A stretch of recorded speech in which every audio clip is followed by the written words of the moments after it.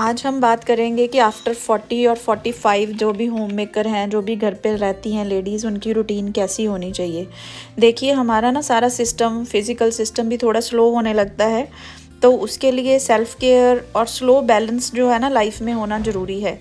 सबसे पहले तो आप कोई ना कोई नई चीज़ ज़रूर सीखिए। नई चीज़ें सीखने से क्या होता है कि आपका ब्रेन के जो न्यूरॉन्स हैं या न्यू जो पैटर्न्स हैं वो बनने बंद नहीं होते।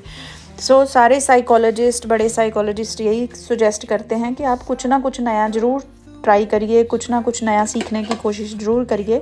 जिसमें भी आपका शौक़ है, जो अभी तक आप नहीं सीख पाए जब आपके बच्चे छोटे थे, क्योंकि बहुत सारी रिस्पॉन्सिबिलिटीज़ होती हैं, बच्चों को रेज़ करना, उनको स्कूल भेजना, मदर पे ही होता है बहुत सारा काम।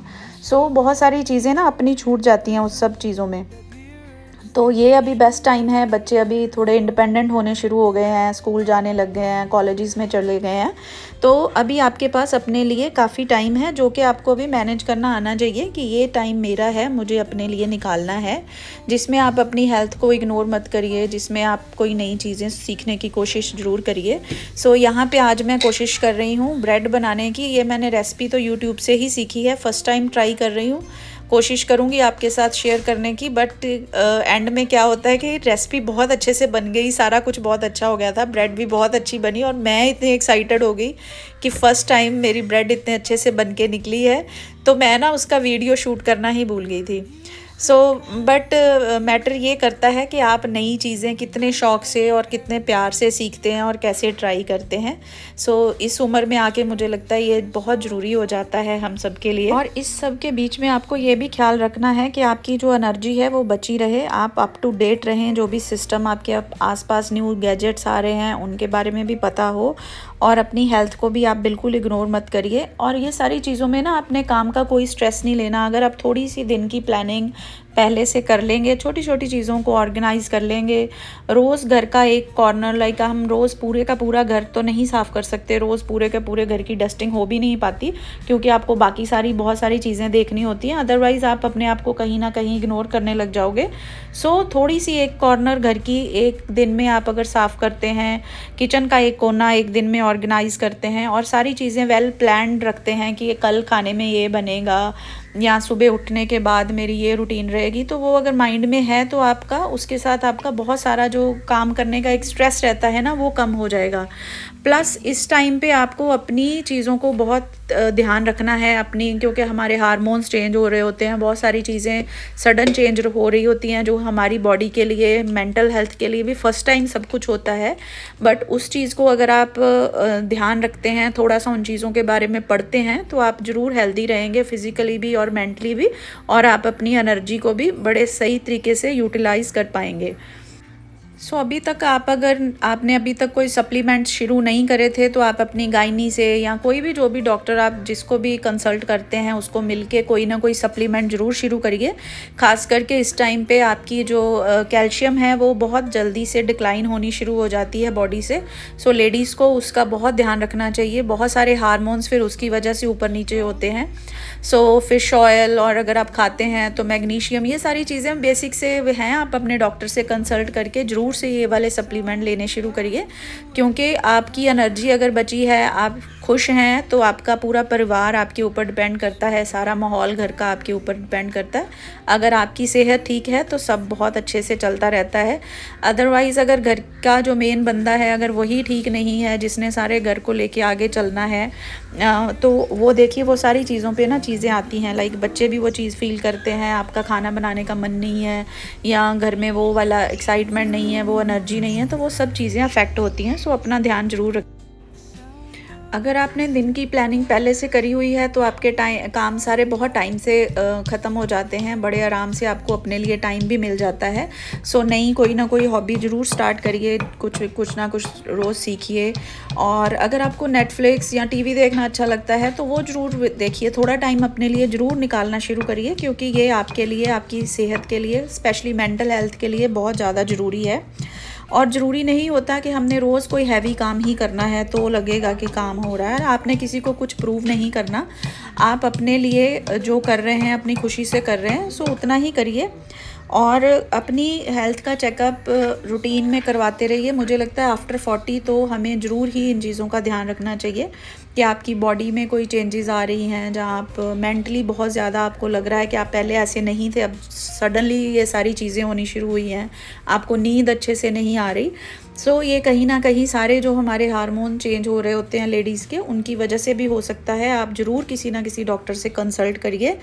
और ये नहीं है कि सप्लीमेंट लेने का मतलब ये नहीं होता कि आप मेडिकेशन पे हैं। मेडिकेशन होती है अगर आपको कोई क्रॉनिकल डिजीज़ है तो उसके लिए डॉक्टर देता है, वो ज़रूर लेनी चाहिए, इग्नोर नहीं करना चाहिए।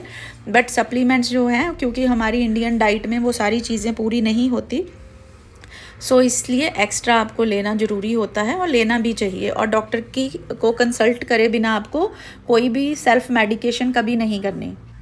और अगर आप अपनी सेहत का ध्यान रख रहे हैं तो उसको गिल्ट फ्री करिए। ये नहीं है कि ऐसा नहीं आपको लगना चाहिए कि हाय मैं तो फैमिली को इग्नोर करके, या मेरे को तो ये काम करना था पहले और मैं थोड़ी देर रेस्ट करने लग गई, तो वो सारी चीज़ें ना एक गिल्ट में आपको ले जाती हैं। तो वो आपको नहीं करना। आप भी इंसान हैं, आप कोई मशीन नहीं है कि आपको लगे ही रहना है सारा दिन काम करने के लिए।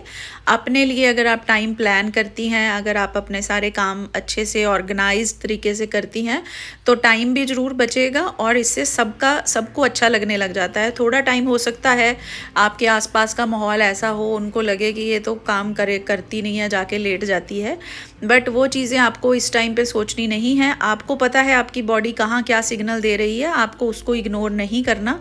तो ये सारी चीज़ें अगर आप ध्यान में रखेंगी तो आप गिल्ट फ्री अपने आप को हेल्दी रख सकेंगी। और दूसरी चीज़, जब भी हम फ्री होते हैं ना, हमें लगता है कि अभी फ्री टाइम है, 10 मिनट मिले हैं तो मैं मोबाइल देख लेती हूँ, या मैं मोबाइल पे, तो हम क्या करते हैं, एक रील देखी, फिर उसके बाद स्क्रॉल करते जाते हैं आगे से आगे, आगे से आगे। और उससे क्या होता है, हमारी मेंटल हेल्थ पे, हमारी आंखों पे इन चीज़ों का बहुत असर होता है। सो उस चीज़ को आप करिए थोड़ा सा कंट्रोल्ड वे में। लाइक आपने अगर टाइम फिक्स करा है कि मुझे 15 मिनट ही देखना है तो 15 मिनट ही। आजकल तो मोबाइल इतने अच्छे आ गए हैं, आप उनमें अपनी टाइम लिमिट सेट कर सकते हैं।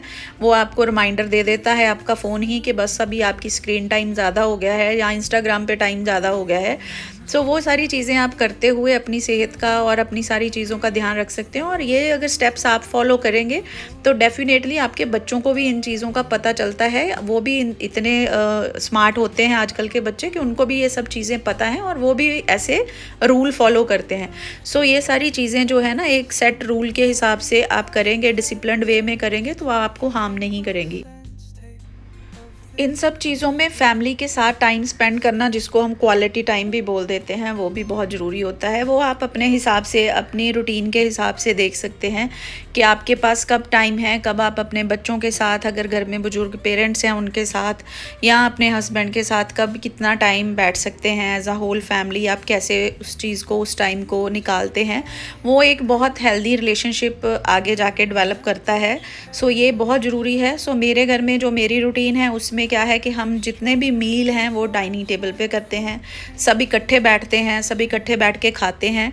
सो उससे क्या होता है कि हम सारे दिन भर की जितनी भी बातें होती हैं कि अच्छा स्कूल में क्या हुआ, या ऑफिस में क्या हुआ, या मैंने आज सारा दिन घर में क्या किया, सो वो सारी चीज़ें डिस्कस होती हैं। और फिर ये एक बड़ा अच्छा सा रिलेशन मेंटेन होता है सबके साथ। सबका एक दूसरे को पता होता है कि वो क्या कर रहे हैं, कैसे चल रहा है उनकी लाइफ में। एंड आपकी फैमिली का भी एक बॉन्ड स्ट्रॉन्ग होता है, और आपके बच्चों का, आपका, और ना एक बड़ी अच्छी फैमिली वैल्यू डेवलप होती है आपके परिवार के अंदर। इन सब चीज़ों के साथ साथ अपने लिए एक ग्रैटिट्यूड जर्नल ज़रूर लगाइए। कोई छोटी सी डायरी, कोई नोटबुक, कुछ भी ले सकते हैं आप, जिसमें आप दिन में 3 चीज़ें लिखिए कि आपको आज दिन में सबसे अच्छी चीज़ें आपकी लाइफ की क्या रही, सबसे 3 चीज़ों के लिए कौन सी चीज़ें हैं जिनके लिए आप शुक्रगुजार हो, कि आपके बच्चे बड़े प्यारे हैं, या आपके हस्बैंड आपको बहुत प्यार करते हैं, या आपका घर बड़ा सुंदर है, या आप खुद बहुत सुंदर हैं। आप कुछ भी 3 पॉइंट रोज़ के लिखने की आदत डालिए, और देखिए 1 महीने बाद आपको खुद को वो चीज़ों में चेंज नज़र आएगा।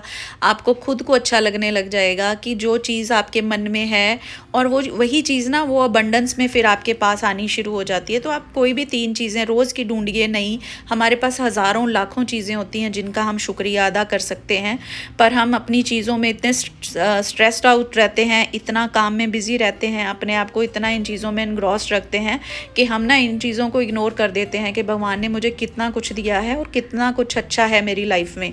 अपनी लाइफ को ना दूसरों के साथ पॉजिटिव वे में कंपेयर कीजिए। ये नहीं कि उसके पास बहुत है, मेरे पास क्यों नहीं है। ये कहिए कि जितना मेरे पास है, जो मेरे से पीछे है, उसके पास ही इतना कब आएगा। अगर आप इस वे में सोचना शुरू करेंगे ना, तो भगवान आपको कितने हज़ारों गुना बढ़ा के वो चीज़ देता है। और ना उससे आपको आपकी मेंटल हेल्थ जो है ना बहुत स्ट्रॉन्ग रहती है। उससे आपको लगता है, आप कंटेंटेड फील करते हो, आपको लगता है कि भगवान ने आपको बहुत कुछ दिया है, और दिया भी होता है हमें, हम ग्रेटफुल नहीं होते उन चीज़ों के लिए। जर्नलिंग भी जो बहुत ज़रूरी है। रोज़ लिखिए, ग्रेटिट्यूड डायरी अपनी एक बनाइए, और साथ में अपनी जो नाइट रूटीन है, नाइट हेल्थ केयर है, अपनी डेंटल हेल्थ का ध्यान रखिए। ये जो मैं कर रही हूँ, ये मैं आपको ज़रूर से बताऊँगी। ये मैं एक लिक्विड बनाती हूँ घर पे ही, उसी के साथ ही अपना रात को ओरल हेल्थ का ध्यान रखती हूँ, मतलब उसी के साथ गार्गल करके सोती हूँ। और फिर ये मैं अपने रात को सोने से पहले कोई ना कोई सप्लीमेंट जो भी है मेरे पास वो ज़रूर लेती हूँ। और ये मैं अपनी मर्ज़ी से नहीं लेती, ये मैं डॉक्टर से रिकमेंड करवा के लेती हूँ। आप ज़रूर से लीजिए। और अपनी स्किन केयर का भी ज़रूर ध्यान रखिए, क्योंकि आफ्टर 35 आपकी स्किन जो है वो डिक्लाइन की तरफ जानी शुरू हो जाती है, कोलेजन कम बनता है बॉडी में। उसके साथ आप अपना उसके हिसाब से सप्लीमेंट्स ले सकते हैं, अपने हरी सब्जियां खा सकते हैं, और खाने पीने के साथ साथ फ्लैक्स सीड बहुत अच्छे होते हैं खाने के लिए, स्पेशली लेडीज़ के लिए इस एज में आके तो ज़रूर ही खाने चाहिए। एंड अपना कोई ना कोई जो आपकी हैंड क्रीम है या फेस क्रीम है, जो भी नाइट क्रीम आप यूज़ करते हैं, वो ज़रूर से रखिए, अपने बेड साइड पे ही रखिए, ताकि आपको उस टाइम पे ढूंढनी ना पड़े। आज के लिए इतना ही। Thank you.